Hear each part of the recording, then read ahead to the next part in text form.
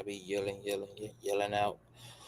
What's going on, Conscious Crew? It is your favorite breakdown commentator, CTV. Welcome to another riveting episode of the Consciouztv platform. Girl, you already know what we are here to talk about, child. Okay, so the street committee been blowing me up about all things crazy in the damn world. You guys know that it was the past 2 weeks was hell online, girl, because that gender thing really triggered up, girl, the queer phobes in the world, honey, and the indignant, ignorant folk of the United States as well, child. So it was a lot of swinging and banging over the last 2 weeks, but time well spent, okay?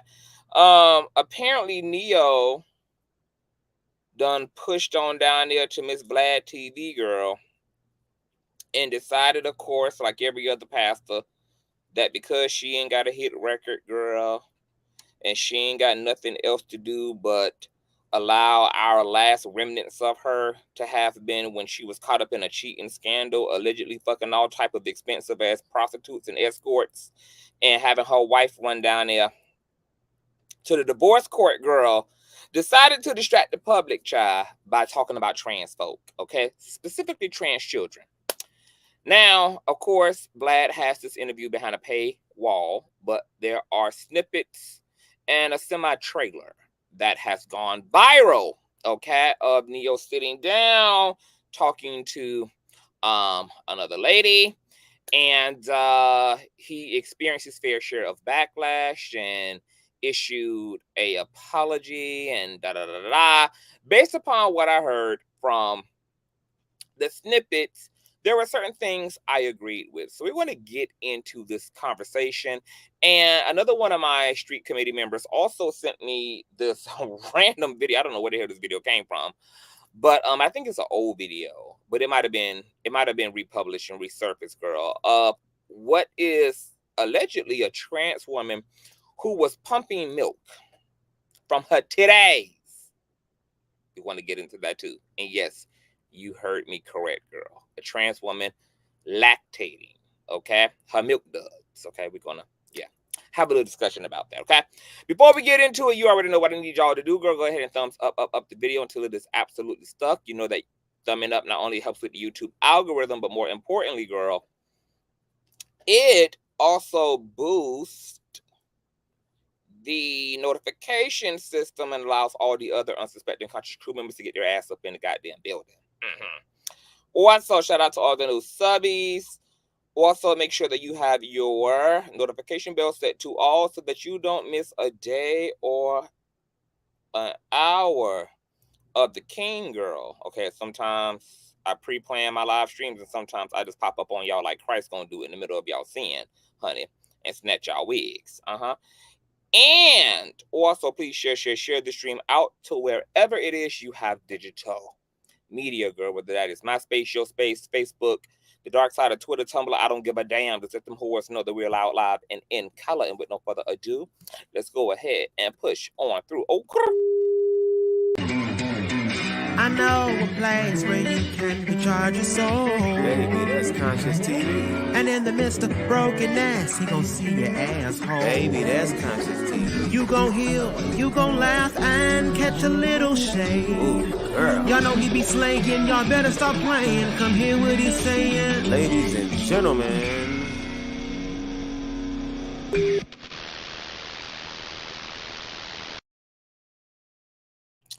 All right, conscious crew, what's going on? Hey, Nikia, what's going on, Lady D? Hey, Rico, Brad, what's going on, Sherry? Hey, Keeney, hi, y'all. So, super quick, I'm going to be honest. I am really, really over this discussion, but the work is plentiful, but the laborers are few, girl. Okay, what's going on, Logic? This conversation ain't going nowhere no time soon. Not to mention that I'll be part of not all LGBT, but I'll be a part of a LGBT panel over on Lisa Dunn's platform on Facebook and YouTube about the whole cisgendered bridging the gap between both the biological hetero community and LGBT folk, girl. So make sure that you guys are following Elisa Dunn over on YouTube and Instagram and Facebook at Elisa Dunn. That's Elisa Dunn, Dunn. And this is Larry Reed's ex-wife. She started a podcast. She has a wonderful co-host, and her co-host are both biological heterosexual women. And they wanted to have this conversation and realized that they didn't know what they were talking about. Okay, so they wanted to bring the LGBT folk into the building. And of course, I will be there, yours truly, honey. And we'll be doing what we do best, honey. Okay, enlightening the world. So shout out to Elisa Dunn for wanting to have this conversation and being interested in learning and sharing as well. This should be a great build and a great dialogue, and there's going to be somebody kind of representing everybody from the Rainbow Coalition, girls. So I'll keep you guys posted. Make sure you're following me on Instagram at Consciouztv. That's Conscious with the Z on the end. Okay, verified check mark. And yeah, we'll be doing that on August the 15th. Also, I have my wonderful co-host here to join me about and regarding this discussion, child.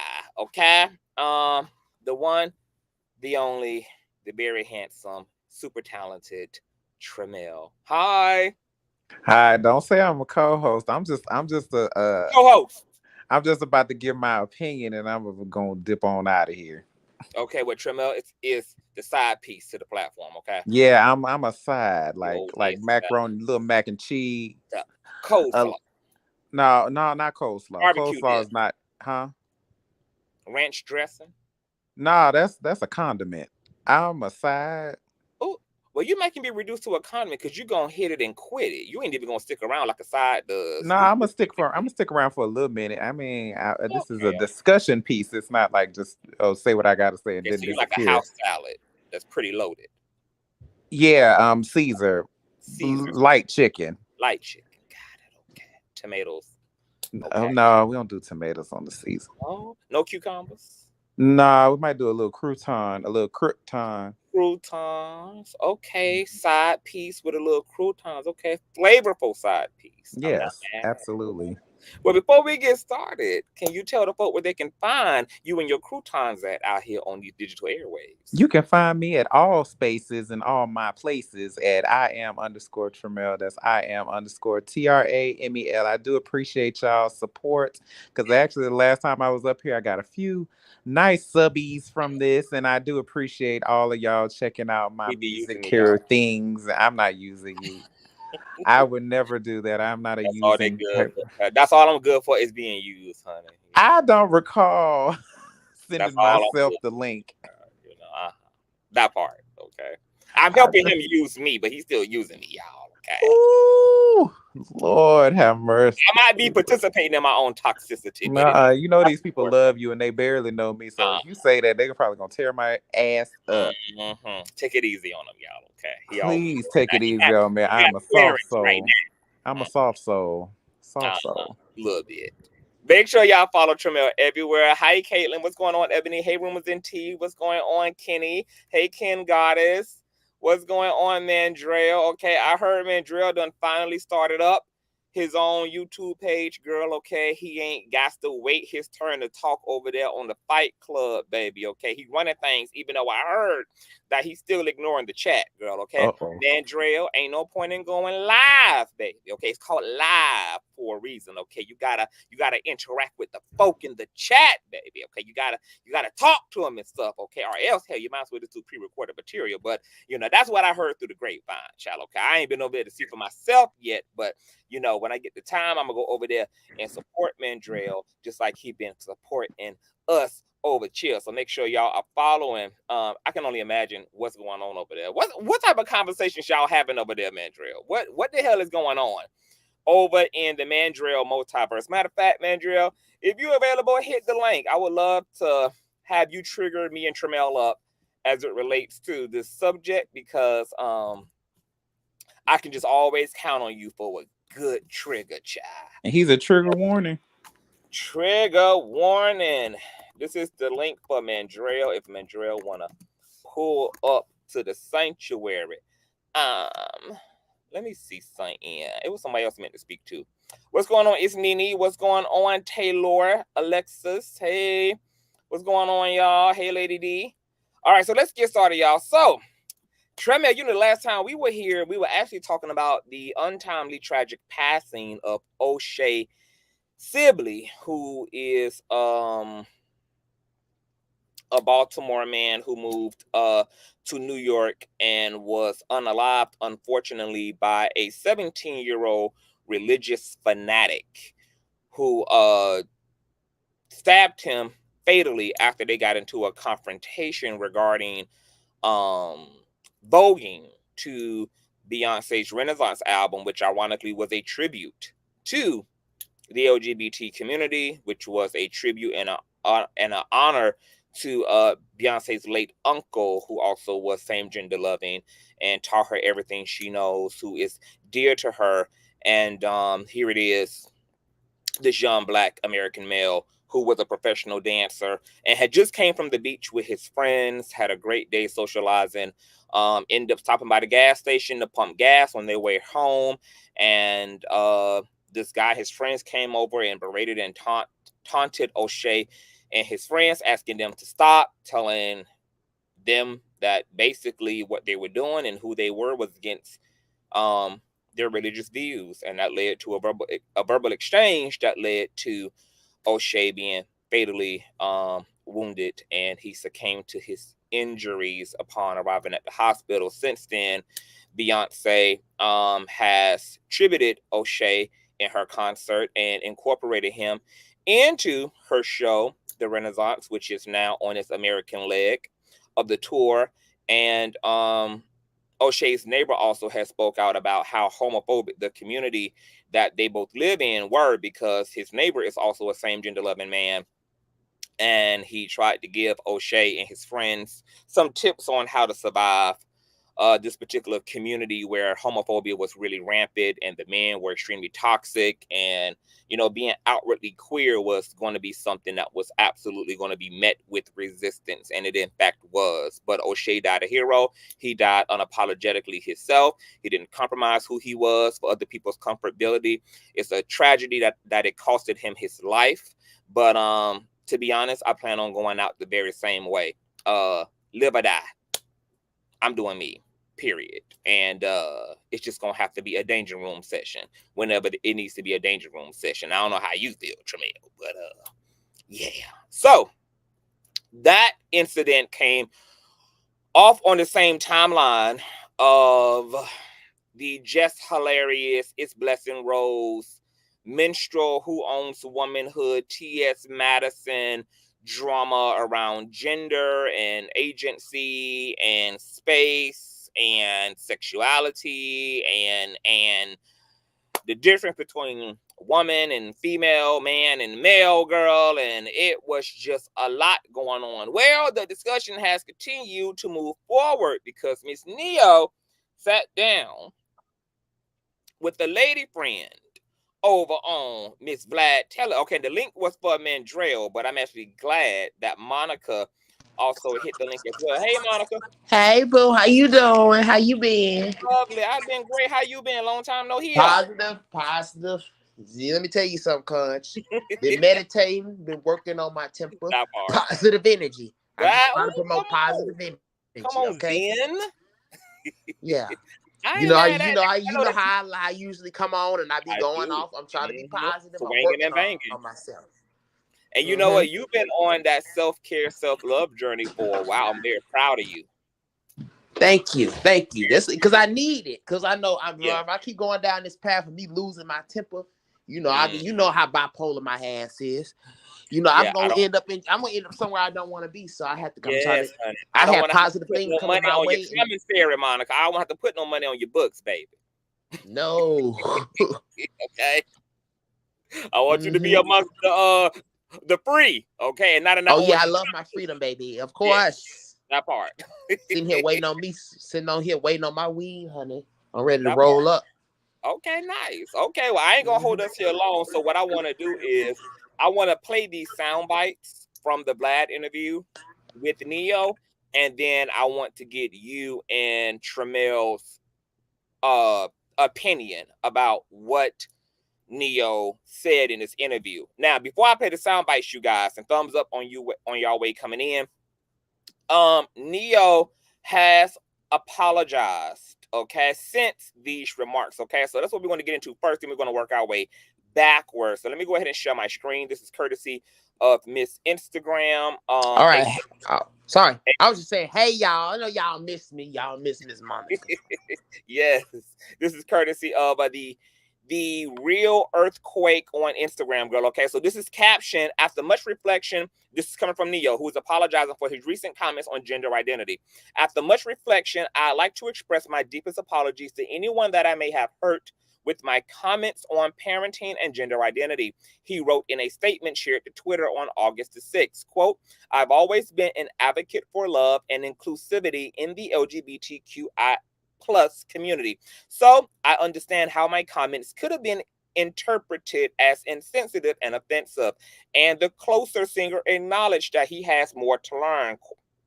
Gender identity is nuanced, and I can honestly admit that I plan to better educate myself on the topic so I can approach future conversations with more empathy, the Grammy winner added. Quote, at the end of the day, I lead with love and support everyone's freedom of expression and pursuit of happiness. The apology comes days after Neo made the remarks during an interview, girl. Okay, so that's what he has said since, okay, that he has a lot to learn, that he is going to be approaching this conversation with more empathy going forward. He understands it's nuanced, etc. He didn't mean to come off as an asshole. So let's get into the comments that got him caught up, girl. Okay, and let me go ahead and play my fair use. These are very short sound bites, so we're just going to run through all of them, and then we're going to get the panel to weigh in their thoughts on Neo's attitude with his co-host here regarding gender identity, specifically around young children. Okay, this was really a conversation they were having about trans children, to be exact. Okay, transgender minors. So this is covered by fair use. This is courtesy of Instagram, Vladtv, etc., for the purpose of commentating, research, parody, etc. Matter of fact, we're not even going to do this visually. I'm just going to play the audio, child, because I don't need no issues and no problems. So let's go ahead and listen to Miss Neo, girl, and the co-host, okay? With the LGBT, I have no problem with with nobody. Okay, right. Love who you love, do what you do. Exactly. I just personally come from an era where a man was a man and a woman was a woman, and it wasn't but two genders, and that's just how I rock. Now, you could identify as a goldfish if you feel it. Right. I agree. That ain't my business. It becomes my business when you try to make me play the game with you. I'm not going to call you a goldfish, but you want to be a goldfish, you go be a goldfish. It's all Amen. I mean, it's just, we live in a weird time, man. We do. Totally different times. We need to get back to them days. I feel like I feel like parents have almost forgotten what the role of a parent is. Amen. It's like, okay, lost control. If your little boy comes to you and says, Daddy, I want to be a girl, and you just let him rock with that, you just let he's 5. Right. And where did he get that from? If you let this 5-year-old boy decide to eat candy all day, he's going to do that. Exactly. Like, when did it... Okay, so we're gonna do this in increments. Okay, so that was one of the first sound bites that hit the airwaves. Okay, Neo says that we're living in very strange times. He came up in a day where there were only man and woman, and why would you allow someone who's not even old enough to drive to make a decision about their gender? And then the female co-host asks, where would a 5-year-old boy get this from? I'm going to go ahead and get Monica to elaborate, and then I'm going to get Tremel to speak about the first. Okay, give me a second, baby. Give me a second. Okay. Well, here's the thing. Hold on, because I'm going outside to get sun. Well, here's the thing. These parents are worried about the wrong thing. First of all, they too busy worried about the LGBT, ABCD, 1, 2, 3 community, baby. That's not your problem. What I am more concerned about is all this goddamn bullying that's going on. Thank you. That is what I'm more concerned about. they focus on the wrong thing. You need to be focused on all this bullying going on in this school and doing something about that and y'all badass kids bullying folks and shit. That's what you need to be worried about, not the LGBT community. The LGBT community is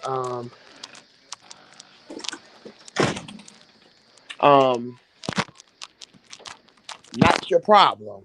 The LGBT community is not your problem. The LGBT community ain't doing shit to y'all. They worried about the wrong thing. It amazes me that they can't act like they care so much about kids. But what about these kids that are committing suicide and killing themselves? What about them? You didn't care about them kids, but when it comes to LGBT, you want to act like you care about kids again. See, y'all can mute that kid shit, because I know when you really talking about it and when you really not talking about it. I know when you really about it and when you ain't really about it, because you ain't about it when it comes to all these dead kids who they committed suicide. You're not about it then, but you want to pretend like you about it when it comes to the LGBT and this fake agenda that you think we have, which we don't. They always quick to holler about this gay agenda. What is a gay agenda? Somebody asking to be accepted, somebody asking to be loved. If that's an agenda, I guess it is a gay agenda, and bitch, I'm gonna fucking follow it and I'm gonna promote it. Amen. All right. Okay, so put a pause in it right there because we got a lot more to go.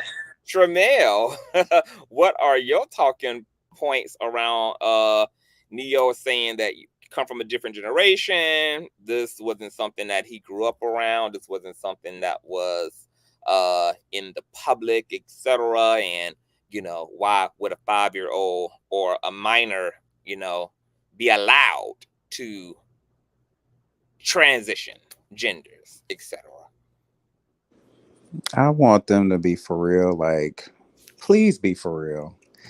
Be for real in what you're saying and be for real. Like, I love Neo. I think he's an amazing artist. I just feel like I'm getting a little tired of people continuously saying, I grew up like this. Like, the world doesn't change. Like, nothing never changes in this world. I grew up like this. Why can't it be like this? Why can't I remember when it was like this? Okay, we all remember a lot of things. I remember when Nintendo came out. We remember a lot of things. A lot of things have happened. Like, a lot of people are consistently growing and changing. And I promise you, I swear to God, there are no people, there's no child 5 years old coming to their daddy talking about something, I want to be a girl, and being completely serious, and their daddy just going to do it. We're going to have a conversation. If my child was to come to me at 5 years old and say, I want to be a girl, why do you feel like you want to be a girl? What do you think a girl is? We're not doing that in these formative years. Like, that's not a real thing. So please don't put that narrative out like that's a commonplace for a 5-year-old to walk up to their parent and just start taking hormones and change their gender. That's just not happening. Okay, thank you for those talking points. Welcome to the platform, Divine. We're going to talk about this incrementally. If you heard the first part of Neo's talking points specifically to that, what are your thoughts? Well, hey, Conscious, first of all. Hey, how you doing, boo? Now, me being a part of the LGBT community, I am all for transitioning. I think transitioning is beautiful. But I do agree with Neo to an extent. I don't think kids should transition at that age. I feel like, okay, let's say I had kids, right? Okay, I'd say I would let my child cross-dress until they're older, because kids are indecisive. Kids make decisions off impulse all the time. So you really want to wait until they're really old enough and they're sure about themselves. Now, I feel like, okay, maybe at 16, you don't know everything about yourself, but you at least know what you like, how you want to present yourself. So I feel like around high school is like the most appropriate age. I feel like the problem isn't that, the kids should transition. I feel like it's just like people expecting people to be okay with their kids transitioning right then and there. And no one's not saying, kids shouldn't. Okay, maybe he's saying. Now, I don't agree that kids should not be able to transition. I just feel like they shouldn't be able to transition beyond a certain age group. Like elementary school kids shouldn't be transitioning. Okay. Conch. Let me just say one more thing about this elementary shit. You know how you're coming. No, let me just say one thing. They are concerned about the wrong thing. Like I said, I ain't worried about this fake agenda that don't exist. I'm worried about the bullying. You need to tackle that in these schools with these fucking elementary kids. Not this shit that they talking about. Until they're ready to have a conversation about that, I don't want to hear nothing about no fake gay agenda. I don't want to hear nothing about no kids or nothing. Because like I said before, you didn't care about them kids that are committing suicide in these schools that are being bullied. What about those children in their lives? Oh, their lives didn't matter, but I'm supposed to worry about these baby kids, so y'all's lives mattering. When it comes to this fake gay agenda that don't exist, you can get out my face with that, sweetheart. You can. For real. Positive energy, but you can get out my face with that. I'm just being real. I'm an Aries. I can't do nothing but keep it real. Yeah, right? I agree. I don't feel like there's any fucking agenda. I feel like people are just being themselves. And when these kids like, come why does it have to be an agenda? Age, all because you seeing more representation in the community. Like why is it? No. And like I said, and even with the kids coming out, they talk about how you know what you is at 19. I've been getting erections and everything since I was in the third grade. I've always known what I like. I've always known I was more attracted to the boy. I'm bisexual, but I've always known I was more attracted to the little boys walking around. They made my wee hard. Kids do get erections. I'm getting people gonna stop playing with me, and I'm pretty sure a lot of gay men and trans women can attest to that. I know you. I'm pretty sure you can attest to that, Conscious. You knew what you liked at an early age, didn't you? Yeah, I definitely knew what I liked. Exactly. So it's never been no doubt in my mind. And we know that all kids, like, that there is a conversation around sexuality and the youth, because when we was youth, we were playing high go get it.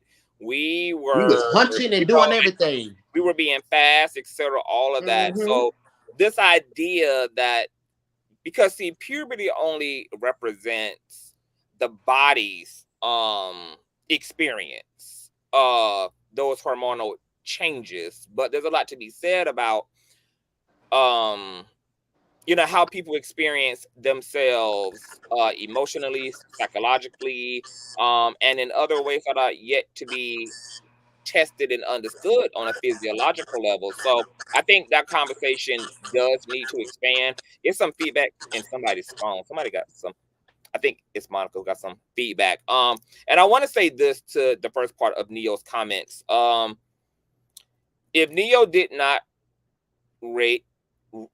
if he did not grow up in a society where more than one gender was taught to him, he needs to blame that on the dominant society, because queer people have been around literally for eons. I can't stress that enough. I can't talk about Madagascar, pre-Africa, queer slaves, like even the LGBT movement itself in terms of the organization is as old as the 60s. Okay, and we know that queer people in the country have existed even long before the 60s. Okay, so actually the community in terms of representation has been fighting for visibility and fighting because of a lack of visibility, to Neo's point, before he even got here, because obviously he was born after the fact, after the LGBT movement officially began its fight for certain civil liberties, etc. So he would have to blame the dominant society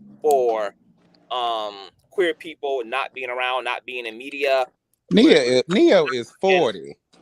Queer people not being welcome to be themselves and all of that, etc. Honey, somebody just hasn't taught his history. And unfortunately, this is a byproduct of queer people accommodating the dominant society by quieting it down, living and keeping our culture underground in ballroom scenes, etc., and kind of staying out of the way. We kind of convinced the dominant society that they were the only ones that mattered, and they were the only ones who could be day walkers. Okay, I'm glad that day is over, and queer people are vibrant and unapologetically twerking their ass off to Renaissance at a gas station, getting a life triggering up weirdos. Okay, also I wanted to say this about the whole allowing a minor individual to transition. When I think about transgender children, the first thing that comes to my mind is not surgery, it's not hormones. The first thing I think about is, first of all, identity and education, and then aesthetic representation. I personally would not have any problem with my little girl or my little boy playing with both G.I. Joes and doll babies, playing with both an Easy Bake Oven and a Tonka trunk, playing both putting together tea parties and playing basketball. I wouldn't give a damn. I know that gender is a social construct. I know that we all are born in masculine and feminine energies. So I would not shy away from allowing my children to express their energies and to experience their energies organically. And there's ways to do that and to permit that without them participating in drugs, hormones, or surgeries. There's other ways that they can still transition without them having to succumb to anything medical to do that. And I wouldn't have a problem with that. Yeah, that's what I was referring to, like the cross-dressing and just existing in your femininity. But like the actual like surgeries and stuff and the therapies, that will wait. Yeah, and there is something that Neo is going to say in one of these sound bites that I'm definitely going to agree with. So let's go ahead and move to the next sound bite. When did it become a good?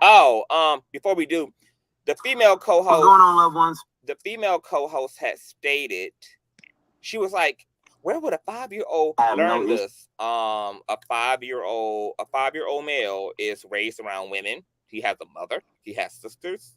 He's exposed to femininity. I mean, what do you mean? Like, where would he get this from? Like, he would get it, first of all, from feeling a connection to such a thing, and then it's being represented around him in the form of his sisters, his mom, his aunts, other little girls that he is going to school with, etc. Like, where else would he get it from? And the selective outrage is very interesting over where would he get this from. He would get it from the same space that makes him want to believe that he's Barney or Big Bird or that he's Buzz Lightyear from Toy Story or the Red Power Ranger. I have a question.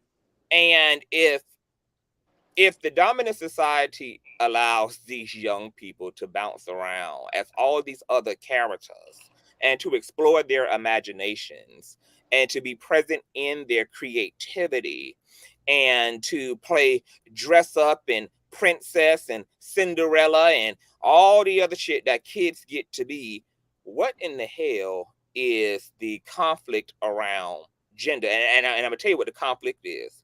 A lot of these adults who have children just don't feel like being burdened with helping their children to be their authentic selves in a world that's going to be extremely judgmental, because most of these adults are conforming to society themselves. So they can't afford to allow their children to have a level of expression and autonomy and a level of identity that they themselves are not even permitting themselves to have. Most of these adults are just big ass suppressed children. So they don't even know how to create a space in helping that young consciousness to stay true to themselves in a world that is going to pressure them to be a whole lot of things other than whoever the hell they actually in fact came here as. So I feel like that's really the big pushback as it relates to why a lot of adults don't want to tackle this issue, why they would rather fight against it, war against it, push against it, run away from it, because they don't even know the first thing about teaching somebody how to be their authentic selves. Hey, they themselves think of their own children as a personal chia pet. So there is no education, there is no space, there is no tutelage that most of these damn adults can offer to their children. Because once again, they are a byproduct of conformity. Go ahead, Tramel. The only question I have is, why is it the go-to for them to call out trans women? It's like, my son wants to come to me and be a girl. Like, every scenario is always about the transitioning of male to female and never the other way around. Like, why is that always the focal point of the outrage? Why is that always the trigger point for the conversation? Misogyny. Our young men are becoming girls. It's like it's so prevalent. It's more prevalent than there are a lot of trans men. There are a lot of biologically born females who become males. I see more of them than anything, honestly. Who are masculine too.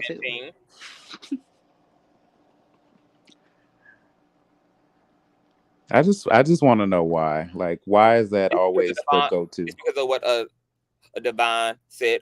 It's because of patriarchy and living in a male-minded society that is easier on people who assimilate to maleness versus men who give up their male privilege to be the lesser sex. Because in a male-minded society, the feminine is considered the lesser of the energy. It's considered the weaker of the energy. So for a man to live in a society that rewards him for his maleness and to give that up, that's why you see so many men have this adverse, a lot of cis hetero men have this adverse reaction to homophobia, to femininity. A lot of times it don't even be the same genderness that offends them. It's the level of femininity that a man has to be. And when men within this patriarchy see that, what they're telling themselves, I feel is like, why in the fuck, my nigga, would you want to give up being a fucking male? Why would you want to give up your power to be the weaker, lesser of the polarities? Why in the hell would you ever take off your fucking crown, my nigga, for a fucking tiara? What is the respect and the honor of being a woman? What is the respect and honor of being a girl? You are reducing yourself. You are undoing your authority and wanting to assimilate and associate and live as the sex a patriarchy don't respect, because women in a patriarchy are exploited. They're looked at as objects. They're disposable. That's why women are fighting for their equality at the same rate and fierceness that LGBT folk have had to fight for in voting and wage disparity. That's why there's a historical precedence of violence, mutilation, sexual assault, sex trafficking, etc. That you can almost do anything to a woman, because in a patriarchy, a woman doesn't have any inherent value other than the value that male-mindedness gives to the feminine. So it is a pure insult to be a queer man, to be a feminine entity, whether that's biologically, whether that's in spirit, to be a feminine entity in but it's cool. Patriarchy. It's cool to be like a young M.A. though. Yeah, and that's why you see the masculine presenting, whether that's the masculine presenting biologically, that would be the males, or the masculine presenting in culture and energy and spiritually, whether that's the trans men, whether that's the masculine presenting women, whether that's same gender loving masculine women. You see them get they have a certain privilege as it relates to their trans women, same gender loving male peers. They still are suppressed and oppressed under this queer phobia, but relatively speaking, they have an easier passage representing the masculine versus the masculine assimilating to the feminine, if that makes any sense to you, Tramiel. But that's why there's such a double standard. All I heard you say was they hate women. And they do. That's a very concise way to condense that verse. Essentially. Yeah, that's what it is. It's just a hate for the feminine. And it's not just women. It's a hate for the feminine, and the feminine in anybody. I know they hate feminine energy. They think feminine energy is weak and disposable. They don't think they don't value it. I mean, we know that there are real life heterosexual, cisgender heterosexual men who literally just only have sex with women and they don't really even like them. Like, they don't even like women, like, for real. My boy IG coined it perfectly. They barely like themselves half the motherfucking time. Oh, they definitely don't, because if they love themselves, it would talk about it. If they love themselves, the only way males can love themselves is if they accept the entirety of their humanity, which involves the feminine as well. And it's not only until then when males will protect, respect, and honor the divine feminine in the earth, but the male community is disconnected and only wants to exalt and pedestalize one aspect of those universal polarities, which is the masculine. And this is why the world is upside down and the gender dynamics are as warped and tilted as they are, because men, aka males, are out of alignment with themselves. And I was going to say something to what Tramel had said. Maybe it's what Divine said, but it'll probably come back to me. So let's go ahead and move forward to the next sound bite. When did it become a good idea to let a 5-year-old, let a 6-year-old, let a 12-year-old make a life-changing decision for themselves? Right. When did that happen? Right. Like, I don't understand that. I don't get that. And to medicate these young kids that are 5, 6, growing up and knowing that it affects their brain, it affects their organs, it makes them sick, but they're not allowed to do drugs, they're not allowed to do alcohol. Right. We can medicate them. He can't drive a car yet, but he can decide his sex. Right, right. What sexual orientation, and you can cut up his pee-pee, and that, to me, that makes no sense whatsoever. So I don't know if this is true, but I heard a rumor that they either passed or are trying to pass a law in LA that states if your child comes to you and asks to do some of these things and you say no, they can take your kid from you. Yeah, that's true. Just passed in California. That makes no sense. They want us to have no control over our children. I don't get it. In schools, I don't get it. Hospitals, libraries. Yeah. They just want to manipulate. You got to understand when they're... Okay, so that was the second sound bite. They're talking about laws being passed in California. They're talking about how the government is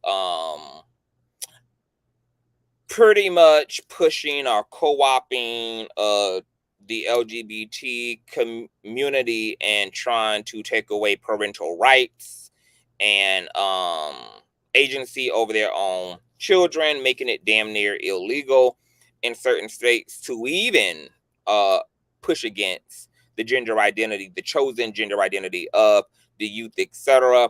The female co-host also mentioned, like, these, when you are a minor, gender and sexuality should not be something that is on one's mind. Tramel, what are your thoughts around what you heard there in the second soundbite? I'm just tired. I'm really, really, really tired of that. I can't. I just really can't. I really think that they just really need to just sit down and just like really, really think. Like, I mean, they're talking about controlling children and stuff like that. This is not about, you're not supposed to want to control your kids. I mean, I don't have any children, but I know I don't want to try to control them. Like, if my child, I would want to talk to my child. I would want to understand why my child would come to this. I would talk to my child for many, many, many, many, many, many nights, many days about this decision that they're trying to make or this feeling that they feel like they have, and try to understand before I just come to some conclusion that if my child asks for this, I have to just automatically do it. That's not the way this works. It is truly not the way this works. And I'm tired of them saying that that's the way that this works. Your child gonna come to you and say, I want to be a gender that I'm not. I wasn't born as. And you're just gonna do it. And you have to do it because the law says so. It's just wild and crazy to me that people are trying to say that this is how these things go. I would never even thought. And the reason it doesn't make sense to them is because it's not real. That's not how those things work. If your child comes to you as a parent, say, hey, okay, well, let's talk about this. Let me understand why you feel this way. We're going to talk about this for a long time. Your child's not going to just come to you and say, hey, I want to take hormones. And you're just going to do it. What kind of parent is that? What kind of parenting is that? That doesn't happen. I want them to have real life scenarios. I want them to have a real grasp on what it really means to say, that I have a trans child. Because what you're talking about is y'all just talking about cutting off body parts, changing things. You know, you're talking about just drugging your children and pumping them full of hormones and changing their bodies and changing their organs. That's what y'all are reducing it to, versus a mindset of understanding how this could happen. First, sympathy first, empathy first. These are confusing times. I understand that. Tell me why what does being a woman or what does being a man mean to you? What does this look like for you? First, before you just go to the part of, let me get you some hormones then and make it all better without no conversation. I want it to be real. I want them to talk about real scenarios and not just, because I can't talk about this stuff with these people. Like they just sit up there having a kumbaya about some stuff that ain't real. It just don't make no sense to me. Okay, no, that's, I think somebody got some feedback. Okay. Okay, yeah. So, that's actually a great point, Tramel, because I would love. They always go to the extremes and they go to the laws in order to fearmonger, which is just a way of really avoiding talking about, okay, outside of laws, outside of a governmental agenda, etc., that you're probably misrepresenting on top of that. Because I don't know a lot about the laws being passed, etc., so I can't really speak on that. I will allow y'all to do y'all thizzle as it relates to that conversation, but I am curious as to, okay, set all that aside. Tell us this. How is the conversation going to go with your trans children? Tell us what you're going to teach them. Tell us what you know about gender. Because on one hand, you say that you wasn't raised in a society like this and we live in a strange new world, which also defaults us to understanding that you don't know a motherfucking thing. You don't know shit. You don't have no education to provide to your children. Therefore, they escape informing us and talking about gender as it relates to your personhood. And to Tramel's point, go into chopping off body parts and taking hormones and the government doing this and the government doing that. And it is something to be said about why these folk can never articulate to us their personal understanding and how they would deal with this issue, how in fact they would go about trying to accept, love, understand, and protect their trans children, etc. They just immediately go to the bullshit so that they ultimately can suggest that this shouldn't even be a thing to begin with, which is really what they're ultimately saying. This shouldn't be a thing. This shouldn't be allowed. This is morally incorrect, and there's no reason why a boy should want to be a girl and a girl should want to be a boy, etc. There is no conversation to be had there, blah, blah, blah, blah, blah.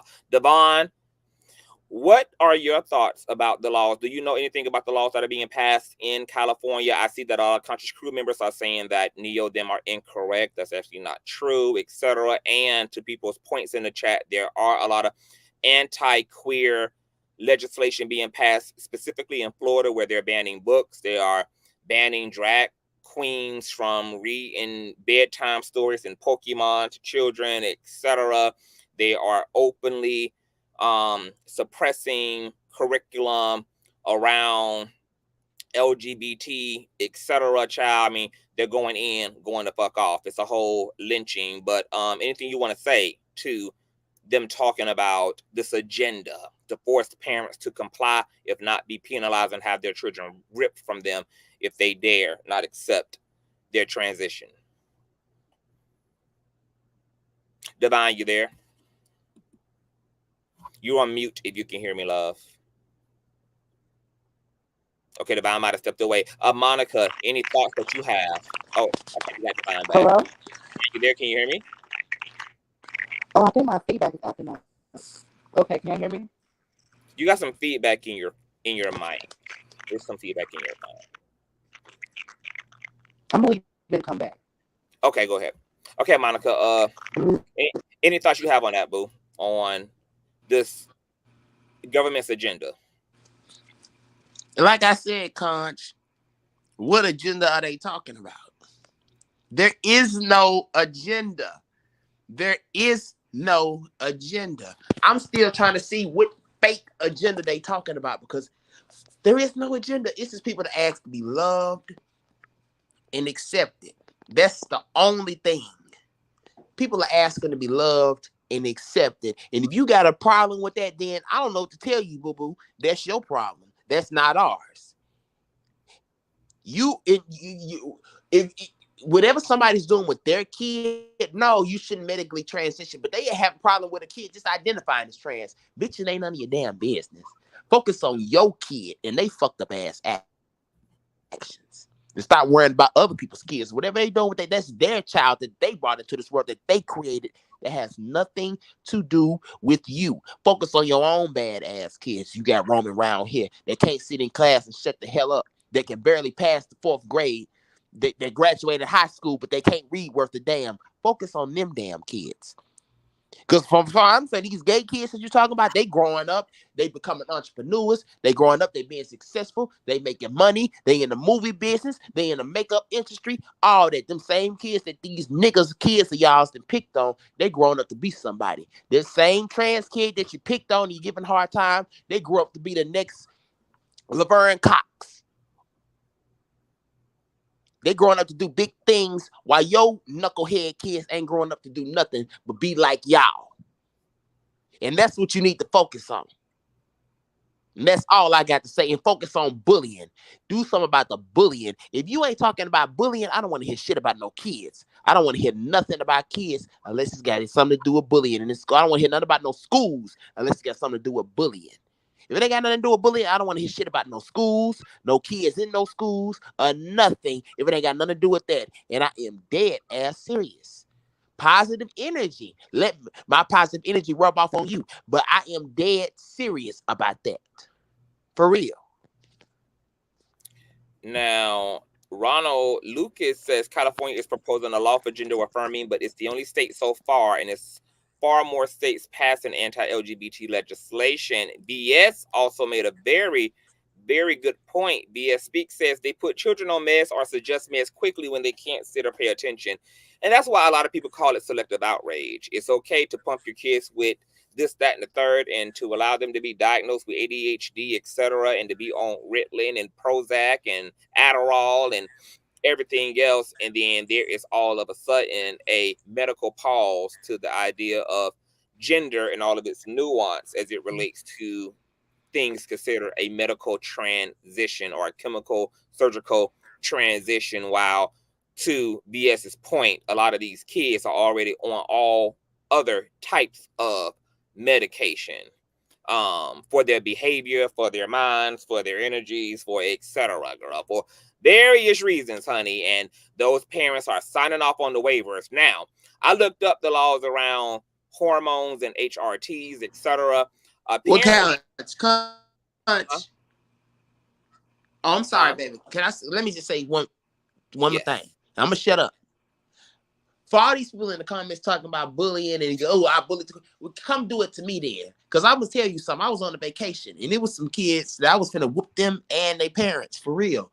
Like I say, I don't play when it comes to this bullying mess. Like y'all really need to do something about that. I do not play when it comes to that.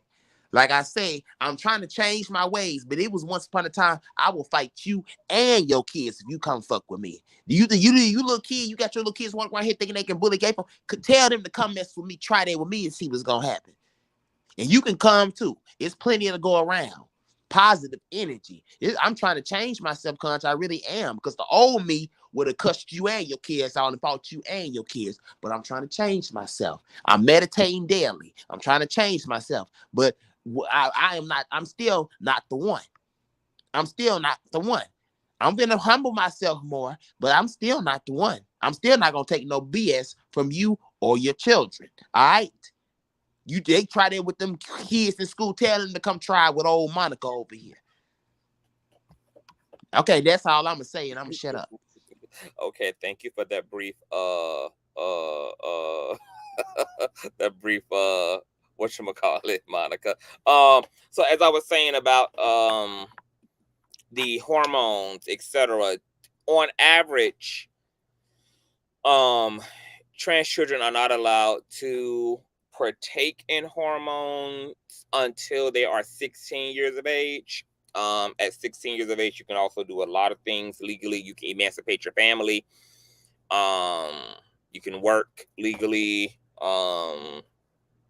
That's also the age of consent in most states, etc. But in certain circumstances and situations, a young person can begin hormone treatment as young as 12 with the consent of their parents in certain cases. Now, obviously, since we're talking about a minority within a minority within a minority, we're talking about less than 1% of the population who identifies as trans. This notion of young people transitioning medically, that would be the inclusion of hormone treatment, etc., is a minority within a minority within a minority within a minority. But these things blow up because social media just has the power to take less than 1% of something and push it and sink their teeth into it and carry it as if it is the majority or if it is absolute law and mandate, and that's not the case. I am not, the idea of young people transitioning medically does not appeal to me personally. I know for me as a parent, there are a lot of other avenues I would want to take and pursue first before bowing down to that. Simply because I wouldn't want my child to have any regrets about transitioning and be a detransitioner, and because a lot of this back and forth about gender lands in a gray space, compounded within a society that is very ignorant about gender and really does nothing to truly affirm queer people.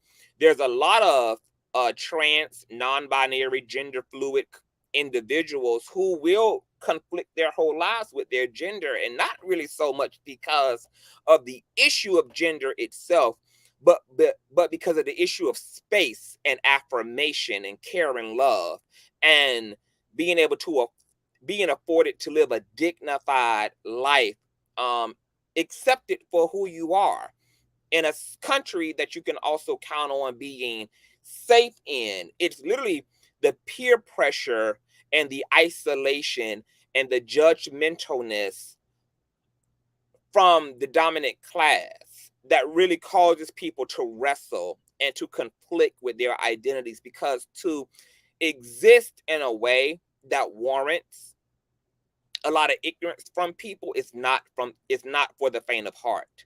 And having the heart to get up every day and to live off script and to live in a non-conforming way and in an authentic way is very difficult. I mean, we know adults who can't even survive, standing in individuality and authenticity without cracking under the scrutiny and the judgmentalness, and the emotional violence that's experienced when you are just different. We also recently, during the whole trans and just hilarious controversy, we went over stories like O'Shea Sibley, the Philadelphia man who also took his life as a result of his open relationship with his Black trans girlfriend. And we showed him being bullied outside of a store by his alleged biological straight peers about him being trans attracted and being emboldened enough to own the fact that he's in love with a trans woman and he don't see no problem with it. And they called that young man everything but a child of God. And then we also talked about the story of Ashley Selena, I believe, or Taylor Selena, who was a young white transgender girl who self-deleted. And as a result of her identifying as trans. She lost the support of her friends. She lost the support of her parents and her family. And she ended up enduring so much bullying, both cyberly, because she was also a content creator, and enduring so much bullying in the school system that it led her to a deep depression, and she threw in the towel and took her life as a result. So this is the real core of why folk conflict with their orientation. It's not that gender is difficult to understand.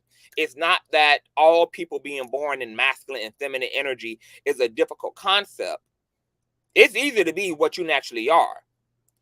Choosing to be what you are in a world that is very unaccepting of that is where the hurt and the harm comes into play at. And that's the shit that makes people wrestle with their choices, make people wrestle with their identities, because, yeah, it's a hard not life to be different in a world full of damn robots and AI, metaphorically speaking. This is the last soundbite from the interview here.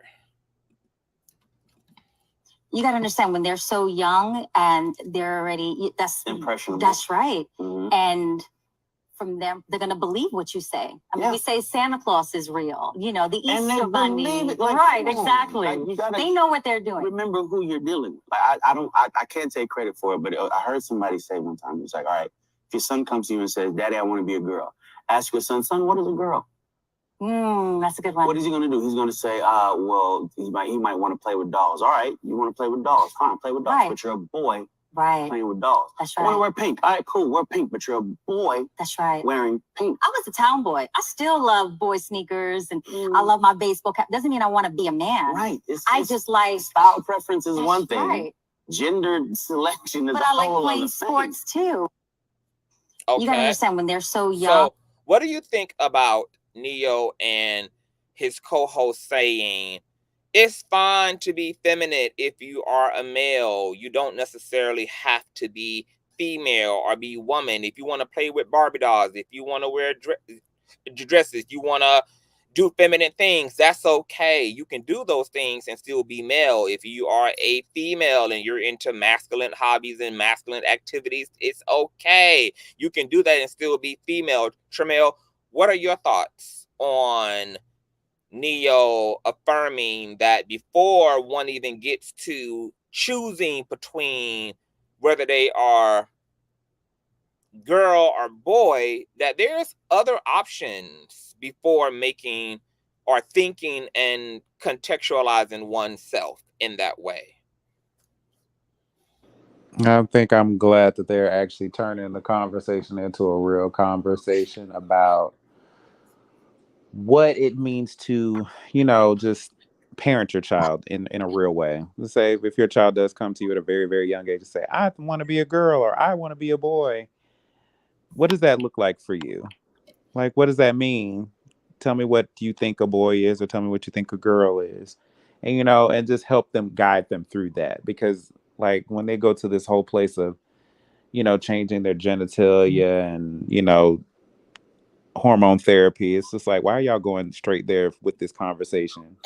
Have a real conversation. And I'm happy that they opened that up, even though I feel like they're still being a little bit weird and ignorant, but because I want real conversations. Like, everybody ain't trying to really say that they're, if your child come to you, it's not like, oh, give me the hormones like right now. It's just like, have a conversation first and figure out the depths of the change that they're trying to make and how long they want to do it. And I saw somebody in the comments saying people shouldn't be allowed to change until transition until adulthood, which, that's a fair statement. But what kind of conversation would that look like when you go off to college and you come back, you go off as Sean and you come back as Chantel? Like, what's your parents gonna say then? And that's... Would you rather not know that your child was doing this, or would you rather just be shocked that the shit happens? You know what I'm saying? Like, I think I would want to be present you know, and to have a hand in, you know, guiding my child to the right place of whatever that destination may be first, before they just pop something up on me just because they're an adult and they want to have a decision. They hid it from me their whole life. Didn't want to talk to me about it. Didn't want to, you know, get my opinion on it or let me help them with it. You know what I'm saying? I would rather be involved than not be involved and just have my child just do something that is going to be life-changing that I'm just going to have to accept because they just did it. But I didn't have no kind of like, oh, well, let's talk about it first, you know, at the end of the day. For sure. I think that those were really good points. And I think that waiting 18 to have some sense of identity and autonomy is too long. Like, that's way too late in the game. That type, like having a appropriate amount of autonomy as you grow in understanding and consciousness is significant. If your parents are withholding you having any creative right to your fucking life until you are 18, that's actually going to stunt a lot of times one's development and sense of self. This is why the scriptures say that you raise a child as you desire them to be. People not finding out who the fuck they are until they're 18 usually are the same people who don't actually find out who the fuck they are until they're 45, who are having a damn quarter of a life crisis before they even get midway through their damn journey. So I'm not going to wait that long to allow my children to have some sense of creativity and to have some sense of choice. That's going to be very age appropriate, of course, but there's going to be a sense of autonomy for sure there. Monica, what are your thoughts around Neo saying you don't have to necessarily change your gender in order to enjoy or participate in things of the opposite gender? Well, that's true, but for the ones that are genuinely trans, yeah, they're going to say they're a girl, or they're going to say, you know, that they want to be that gender they identify that they want to identify as, because they're genuinely trans. But you know, if a boy can do that, I mean, can wear clothes and he's not saying he wants to be a girl, I mean, I guess, but you don't have to say that. You can just let it be that. Like, you ain't got to say that. You can just let it be that. You get what I'm saying? Just let it be. You know, just my boy. I ain't gonna say that he has to be a boy. I'm just gonna let him be himself. You know, whatever he comes to me as, or she comes to me as, you know, I'm just going to suck it up and understand it. You get what I'm saying? How old were you when you realized that you were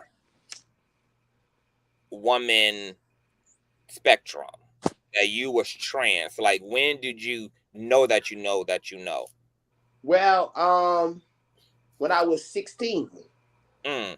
You know, I was, you know, all my life I've always, you know, I wore my mama's clothes. I put shirts over my head and stuff. You know, like a lot of the dolls did, or a lot of the gay boys did. You know, you played in your mom's clothes stuff. I've always known that I had a feminine walk, you know, and a feminine tone about myself. I've always known I was feminine, but I didn't come to terms with being trans until I was 16. You know, because for that I was just cross-dressing and wearing the clothes.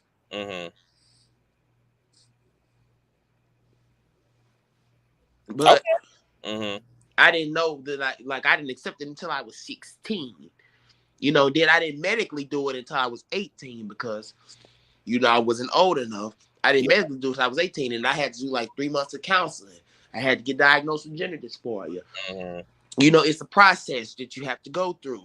You know, to know that that's the path that you want to go down. Because when you get on the moans, it's no joke. No joke. I heard. That's what I heard. It's a journey. So then, as a trans woman who has gone through this entire experience yourself, you've transitioned medically. You have went from cross-dressing to being a full-on to identifying and showing up and existing as a full-on transgender woman. Do you think the conversation around medically transitioning for minors is a fair one for those who feel like that should be opposed and one should wait until they are 16 or 18 years of age? Or as a trans woman, do you think medically transitioning should be able to happen at an earlier stage in the game? Well, first of all, Christopher, whatever his name is, you can suck my dick. You and your motherfucking kids. And to that question, no. I do agree that, yeah, I think they should wait till they're 18 because, you know, even though it may not be a fake, just let them, but you should let them identify as their gender, call them by their gender, treat them as their gender until they get 18. And when they get 18 and they decide that this is what the route I want to go, then yeah, proceed with the medical transition. But if they get 18 and say, you know what, I'm just going to go back to, you know, just dressing in the clothes and this just not the path I want to go down, then they have an opportunity to change their mind without it altering their body. So I completely get that part. I do agree. But I also agree that whatever gender they identify as and whatever they tell you to identify as, you should support that. I don't give a fuck what age you are. You should support that. Okay. That's my stance on it. But yeah, I agree with the medical transition happening when they are a certain age, just to make sure that this is the path they want to go down. But as far as just dressing and identifying, I'm all for that. I don't give a fuck if you goddamn 2. If 2-year-olds say they identify as trans, bitch, all you need to do is accept that shit. That's all you need to do. And that's the way I feel about it. Okay. So Miss Monica says, be gender affirming to your child, be supportive, allow them to exist in an environment that's welcoming, where they can experience themselves according to the gender and the energy they align with, etc., and allow that to be a safe passage into transgenderhood in terms of a medical transition when they become 18. I think that's really fair, and I wonder if that's the conflict that happens in a lot of these cases where young people want to jump into the medical transition as soon as possible. It's because they aren't given any in-between space, so they can only go from one extreme to the next rather than living within a community or having parents that can offer the in the middle in order to comfort and soothe and allow there to be a journey of self-expression and affirming gender identity, etc. Because I cannot imagine, like, oftentimes I think about this issue and I try to put myself in the shoes of a trans person, and I just could not, I try to imagine what would it be like to feel uncomfortable in my body, to not identify with my biological makeup, etc.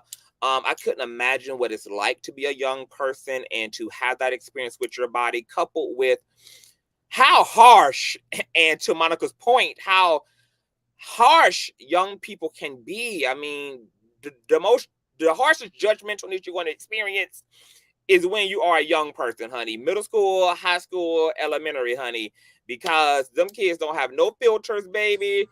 It's up, baby. Okay, and fuck them damn kids. I said, fuck them damn kids.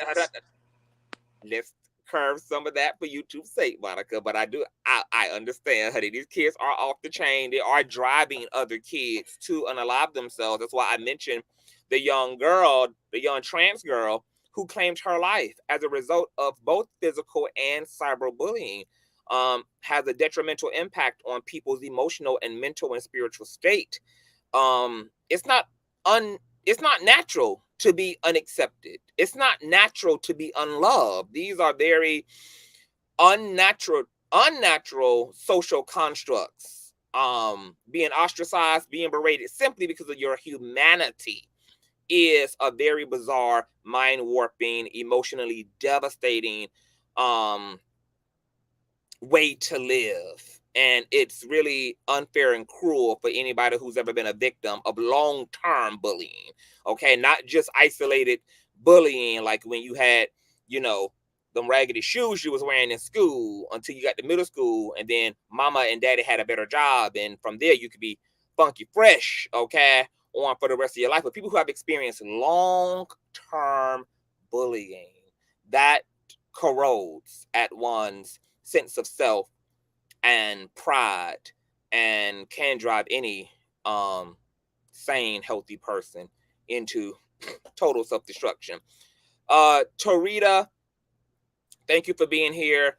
Your thoughts on Neo and them talking about the in-between space of being androgynous or being a tomboy, a tomgirl, that there's lots of other chains of commands before getting to identifying solely as one gender over the other.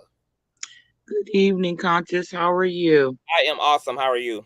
I'm good. Still waiting for you to come back to Jersey. Yes. Listen, I'm very supportive of the LGBTQ community because my sister is gay. Okay. And so at the end of the day, this is America. Everybody has their opinion. But when it comes down to the LGBTQ community, it's about having support. From what I understand, like with my sister being gay, throughout her life, she dated guys and stuff like that, but she didn't become open until her mid to late 40s, as being gay, female, and liking women. But when I would ask my sister questions and discuss those things with her, and I'm pretty sure it's almost the same thing with the trans community. This is something that they felt since they were maybe small children, like in elementary school, that they never felt right, that there was something going on. At the end of the day, it comes down to having support. Family members that care about them are willing to support them on their journey. You know what I mean? There are some people that just, ignorant to the fact, or they Bible thumpers and they use the Bible as a way of, trying to say that what they're doing is wrong. But at the end of the day, I believe that God is love and his son Jesus Christ is love. And at the end of the day, we all got to get an account into our own individual lives, whether you're gay.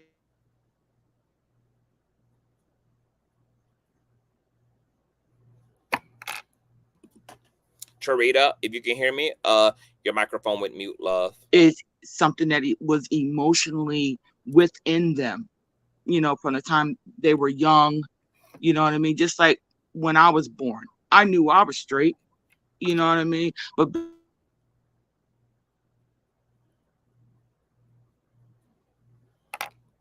can you hear me, Tarita? Your microphone is going in and out. Can you hear me, love?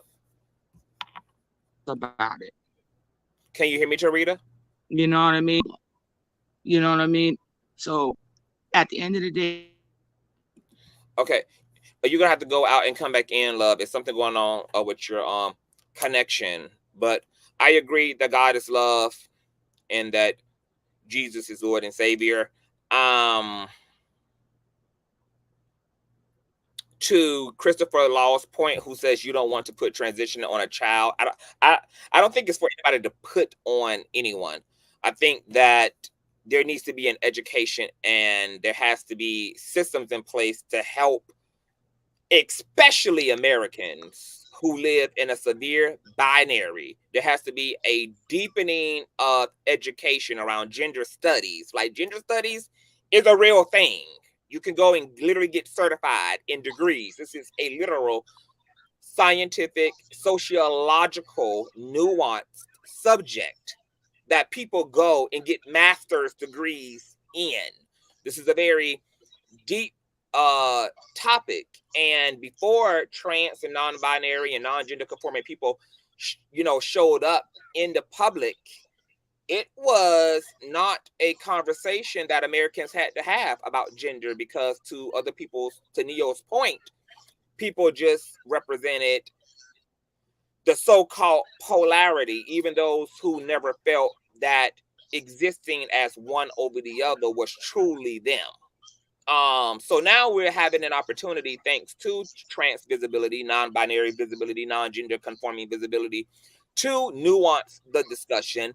And it's sad that it took trans and non-binary individuals pushing this conversation for us to be educated accordingly on the subject. But I am appreciative of the opportunity to finally deepen the subject matter, because this subject has always been deep, and it's always been alternative and deep and complex and complicated for all societies. And some societies have done better at accommodating and dealing with this issue.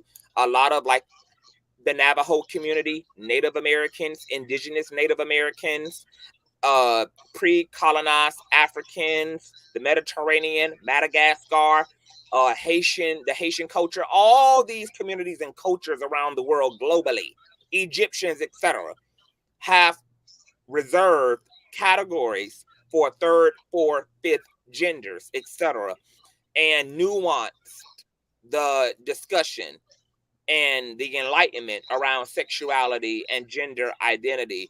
Americans are literally just, we are the last, like, we're the ones who tardy for the party, and we're struggling as a result. And we're thinking that this is a conversation that's being manufactured about something that's not really real, that has always been relevant to all cultures where human beings are manifesting.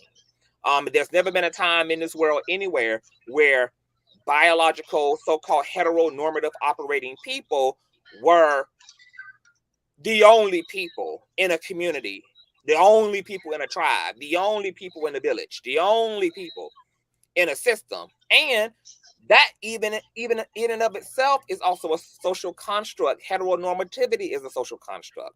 These are behaviors that we conceptualize, contextualize, etc. So to Neil's point about tomboys, tomgirls, etc., yeah, that's a conversation that's necessary to have. Because for me, I wish that there would have been some other space available outside of having to identify as girl and boy. Because when I was a young boy, I was very much so a young male connected to his adrenaline and his testosterone. I played sports, football, basketball. I skateboarded, I rode bikes, I climbed trees, I roughhoused, I wrestled, did all of the above, did all the atypical things that a male typically does. But I also had a feminine energy. And once again, to a lot of people's point, the polarity was being respected. So it was, you either were all male and all testosterone and all adrenaline, or you were girl, estrogen, soft, sassy, and sensitive. But there was no gray space. And so when I was coming up as a young male, I'm like, okay, I love the Tonka trucks, I love the G.I. Joes, I have a massive toy collection, comic book collection that I still have to this day, that I'm passing on to my children.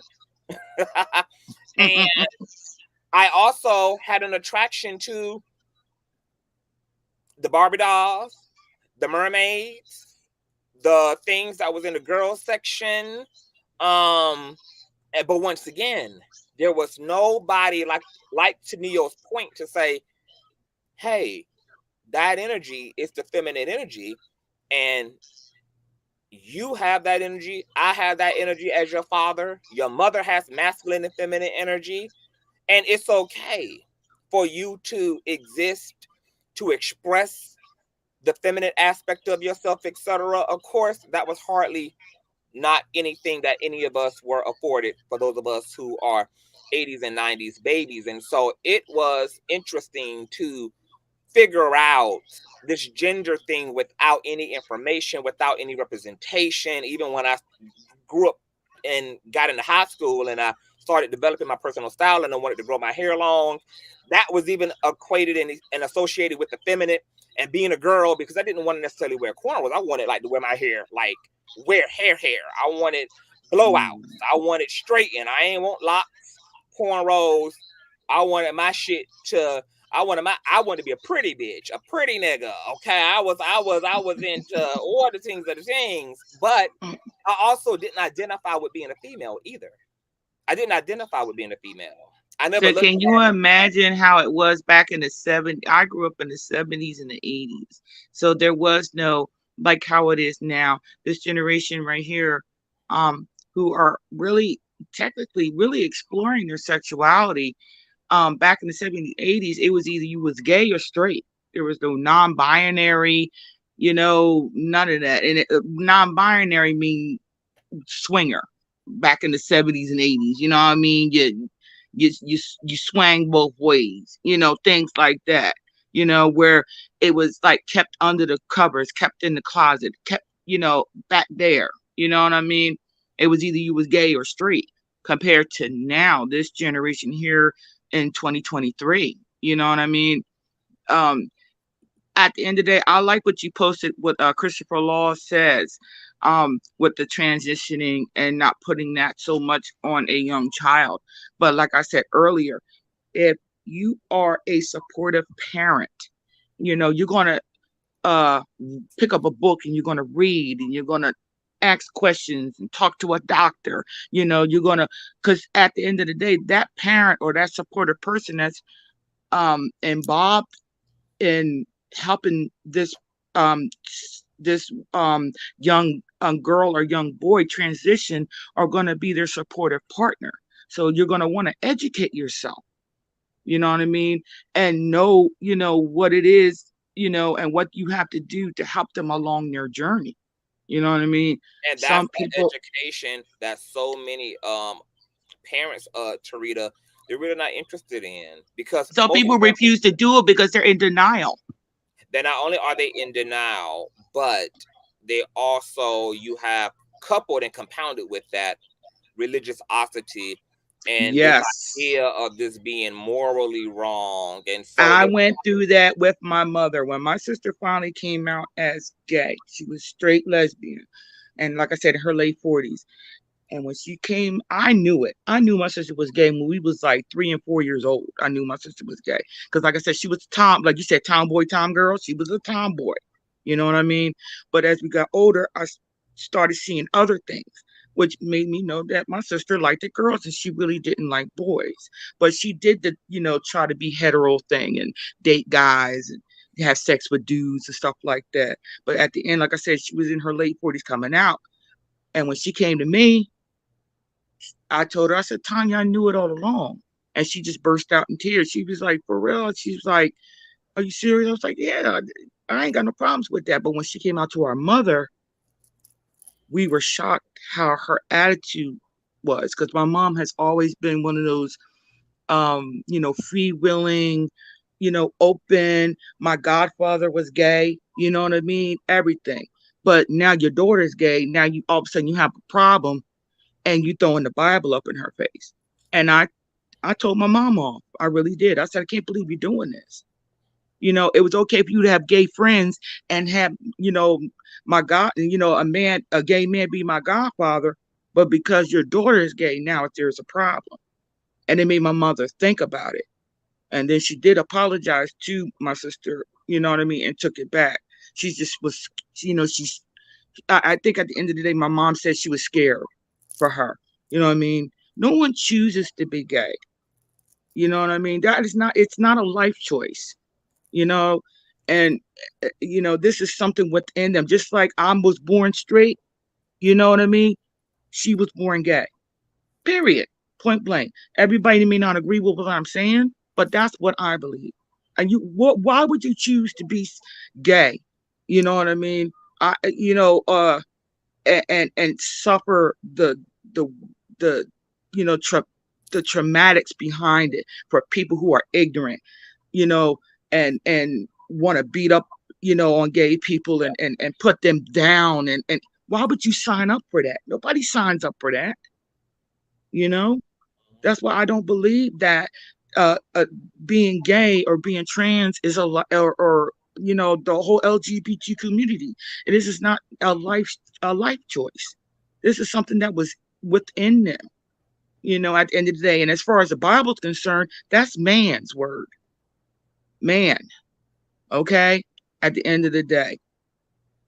Yeah. Just like they use the Bible to condone slavery, just like they can use the Bible to condone how a wife or is supposed to conduct herself in a marriage. But like I said, you know, this is America. Everybody's entitled to their opinion. That's how I feel. You know what I mean? Well, thank you for that, Tarita. I do got to wrap up, but I want to thank you for that. I think that was a beautiful sentiment, and thank you for giving. Love you and keep up the good work, okay? And thank you for giving your sister some allyship. I know that means a lot to her. And yes, it does. Yeah, she always tells me that. That's my ride or die. Yeah, for sure. Well, much love to you. Good night. Good you night, too. love. Those were beautiful sentiments, you guys. I totally agree. We gotta nuance this. I really don't feel like a lot of young people would be going through a lot of the hardship that a lot of trans youth would be going through, a lot of the hardship they were going through if they lived in more gender affirming homes and you had parents who were interested in taking that journey of education and understanding with them. But this topic is conversation, and it's very new, unfortunately, for a lot of people. And a lot of people are still not ready to drive that vehicle. Trans youth are paying dearly for the ignorance of their parents and the unwillingness to listen, the unwillingness to create some room for there to be an inner and understanding. And my heart goes out to the ignorant, and it goes out to trans youth who have to deal with that, because just being same gender loving was hardcore. Okay, I can only imagine, you know, the trans phenomenon and the issues around society and community and family and people's compassion or lack thereof. I know it's a whole nother level of cruelty, because just to be queer in this society costed people their lives and their mental health, you know, and it's been devastation. So all in all, I don't know a lot about, I do know that there's a difference between the LGBT movement and the government's LGBT movement, honey, okay? Like all movements, every movement gets co-opted by the government, who have their own agenda. The government is interested in transhumanism, and they're trying to co-opt the transgender movement in order to welcome in an actual agenda that we should be concerned about, that we should be aware of, which is the transhumanism agenda. But that is separate from trans folk in this country fighting for autonomy, fighting for rights, fighting for resource, okay? But baby, the government agenda is its own separate thing, and they connect their agendas to the women's equality movement, to Black Lives Matter, to LGBT movement, baby. Wherever there is movement and civilization, the government bandwagons, if that movement can help them to usher in their own separate agenda for what is to come in society. And there is a conversation that I do want to get into at some point about transhumanism, because I got a lot to say, and there's a lot going on with transhumanism and Neuralinks and chipping and AI integration into human consciousness, and human consciousness's integration into AI and artificial intelligence, girl. But that's another subject for another day. All in all, as it relates to Neo, I'm glad that he understands that the subject is nuanced. I think everybody has a right to be concerned about their children and anything related to the medical community. I think that we do have to stop hijacking the trans conversation with a bunch of fear mongering, which is what a lot of biological heterosexual people like to do, and really, really focus first and foremost on the subject of gender in and of itself and how deep that is. and how we all relate to our sex, how we relate to our gender, how we relate to our bodies, and how complicated and intricate that connection is and experience is of one's own self as it relates to the vehicle that we're all in. We have to stop going immediately to, oh, the mutilation of the genitals and oh, the government and their laws. That's hardly where the conversation begins, and the conversation needs to end around the actual subject itself of gender and how humans, who are nothing more than spiritual beings encompassing a body that has a gender, are experiencing themselves. And the dominant society need to admit that they are afraid of the topic and afraid of the conversation, which is why the fear-mongering begins before we even understand what any of these folk like Neo and his co-hosts even have to offer to young people outside of fear around gender. But I do agree with the last part wholeheartedly that gender is a spectrum, and that we need more conversations around what that energy means for, what the feminine energy means for males, what the masculine energy means for females.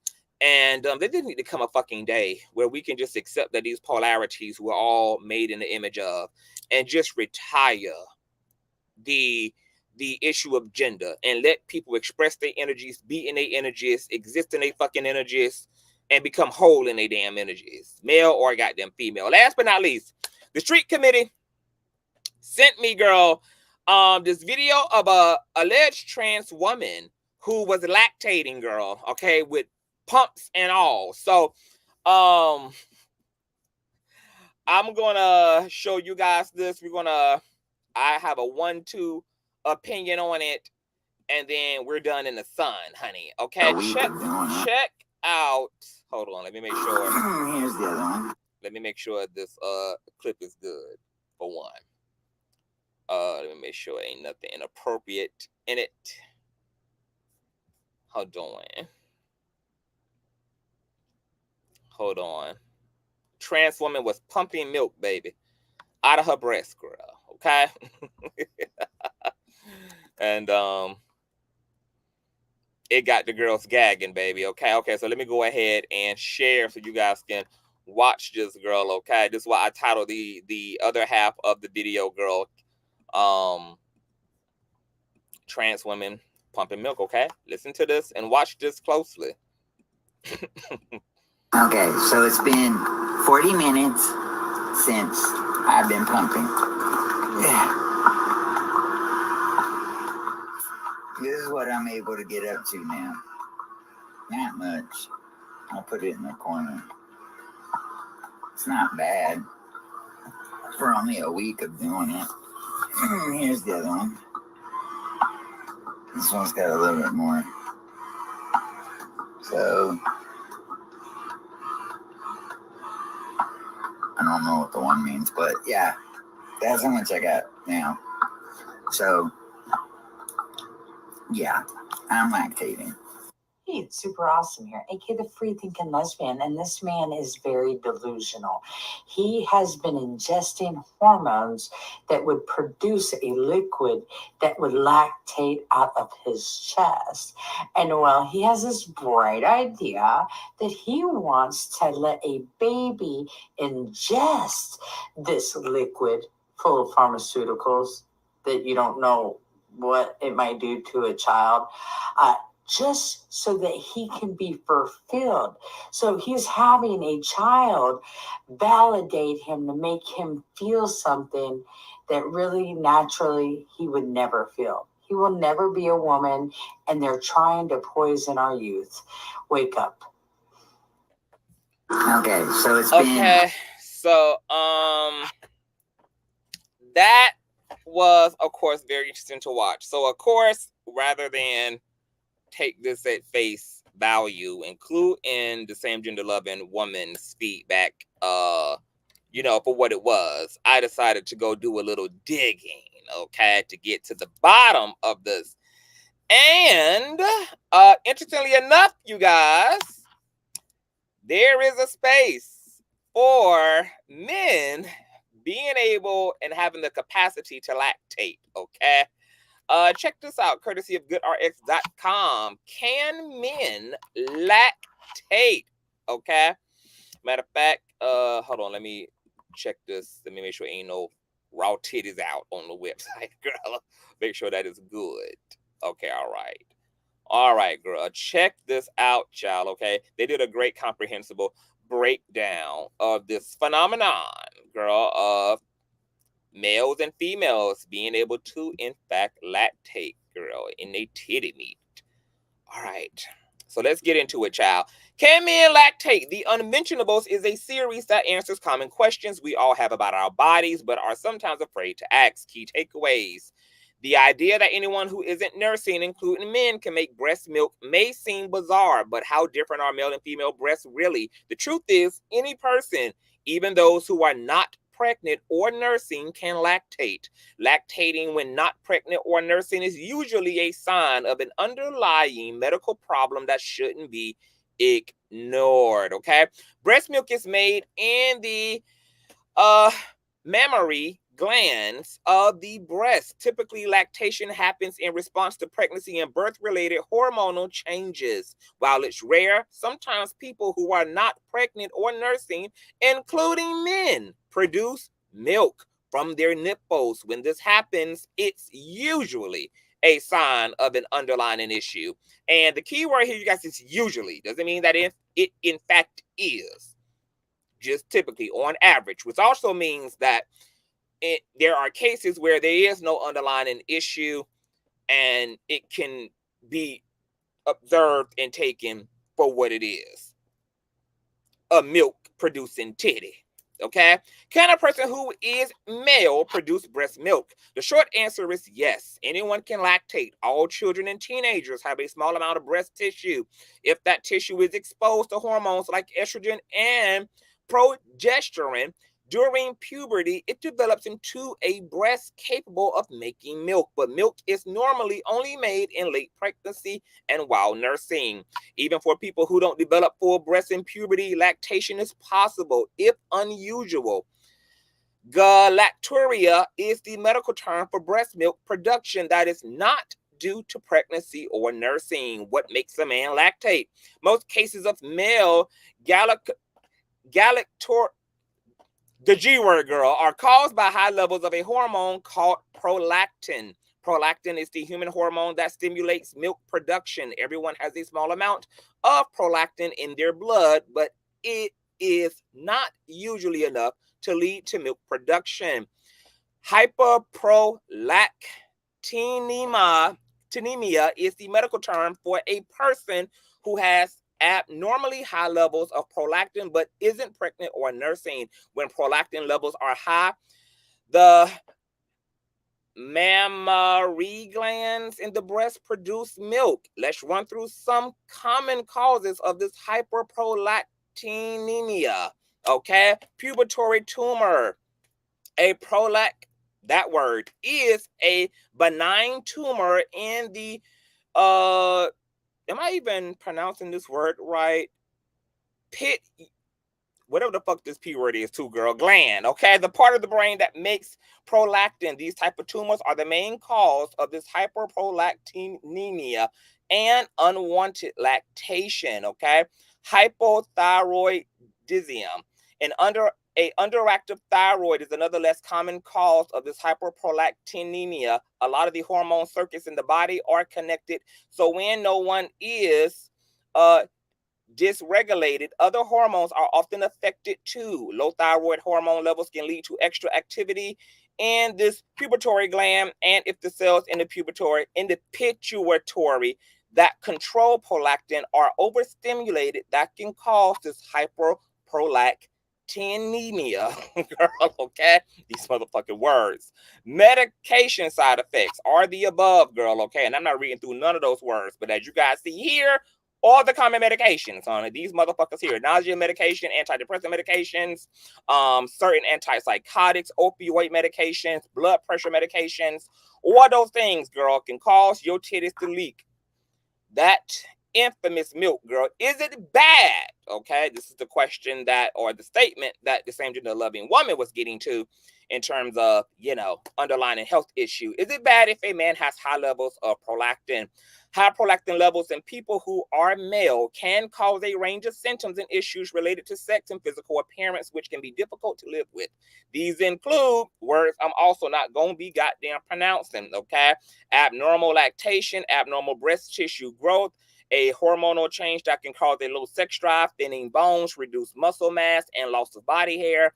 Low sperm counts caused by a lack of sperm production related to high prolactin levels, erectile dysfunction, difficulty getting and maintaining an erection, okay, sufficient for satisfying any sexual intercourse. What should I do if I'm male and I start leaking titty milk, girl? Below are some things to keep in mind if you're male and start lactating. First steps is for anyone who isn't pregnant or nursing, lactating is a sign that something is probably out of balance. A good first step is to see your healthcare provider. They will ask you about any other symptoms you have and the names of all of the medications and supplements in your daily routine. Your healthcare provider will then order blood tests to see if you can have high levels of prolactin. These tests will also check levels of other hormones, including thyroid hormones. It's possible you may need a brain scan, like a CT scan or a MRI, to check for a growth in the pituitary gland, or you may need a mammogram or chest ultrasound. When in the hell should you worry? Though most cases of lactation are not life-threatening, don't ignore the problem. Very rarely, lactation might be a sign of breast cancer. It is important to see your primary care provider right away if you notice any of these worrying. Okay, what is the treatment for unwanted lactation? It goes on and on and on and on. So essentially, girl, as far as the medical profession is concerned, if a man is leaking breast milk, it's probably more than likely due to some underlying health issue, medical issue. Something more than likely probably is out of balance, and one should seek the assistance and the concern and help of their personal health care provider if you are male. But nonetheless, men can lactate. And in very rare cases, they can do this and there be also no underlying health issues. And yes, certain medications can create lactation. And yes, all people's breast tissue is subject to lactation, including adolescent, young folk, teenagers, etc. So not entirely medically impossible and can be something that is produced naturally, but if in men, typically is the result of a medical issue, but in cases also not. So there it is. And see, this is a prime example, right, of how interesting the anatomy is, how interesting our bodies are. We oftentimes, living in a sexist patriarchy, divide male and female up by expounding upon the differences and the contrast between both genders, but we really don't talk about the similarities between the male and female body. We oftentimes don't talk about how females also have testosterone and males also have estrogen. We don't really talk about the very interesting ambiguous lines between the male and female anatomy, and maybe that's also a conversation that needs to be had. And this is what makes the conversation around sex and gender and orientation so very interesting. And look at how many people didn't know that men can lactate goddamn milk. Okay, you know, yeah, surely can. You know, are most people biologists? No. Are most people medical doctors and nurses? Hell no. Physicists? No, etc. But people better get ready, because where we moving as a society, girl, we're gonna have to know these things. Okay, the way culture is expanding is also causing everyday people to damn near become scholars, okay, and college professors, okay, because people's identity and our bodies and the way that our world is changing and the type of people that are coming up and out into society, girl, they're really challenging the education of everyday people. And everyday people, once again, of course, have no interest in wanting to learn and understand any of this, but nonetheless, baby, this is where it's at. So human consciousness is about to take a evolutionary leap forward. So I hope all of y'all are prepared to learn. This is the information age. This is the information age. This is why there is discord around UFO phenomenon, extraterrestrial bodies, gender and orientation topics are deepening. This is all a part of the information age, baby. If you a lazy thinker, you a non-critical thinker, you don't like to really apply your brain, you don't really like to take on new paradigms and information, baby, you're going to get swallowed up and towed the fuck up in this new era. You're going to have to want to be a student in order to keep up, girl, and to move along with the algorithms of life, because they are changing at a rapid speed thanks to the World Wide Web. And we're going into some futuristic shit. So quite interesting things, okay? I got to get out of here. I will be back tomorrow, girl. We got hot topics to get into, girl. Definitely got to get into this T.S. Madison situation, girl. Got to get into this Alabama brawl down there to the dock, girl, where white folk getting thrown in rivers and down waterfalls and getting beat upside the head by picnic chairs and shit, girl, okay? Black Lives Mattered in Alabama on yesterday, baby, okay? It's a lot going on. You got the Mississippi police officers, girl, who I told you guys about a few months ago, who were all fired from their jobs because they sexually assaulted two innocent black men under the guise that those black men were attracted and openly dating white women. So the Ku Klux Klan, in the form of police officers, girl, came and shot these men through their mouths and tased them and assaulted them with dildos, girl, well, allegedly and apparently, girl, they've now been arrested, honey. Okay? There's just so much going on. So we'll get into it on God-Given Tuesday. I love you all. Share, subscribe. Tell a friend of a friend of a friend. Yes, I can't wait to hear CTV read on the road tide, on the boat dock, baby. It's a lot going on, y'all, okay? Hope you guys had a wonderful Monday. Have a great night, and I'll see you all later. And make sure you follow me on Instagram and all of that. Bye.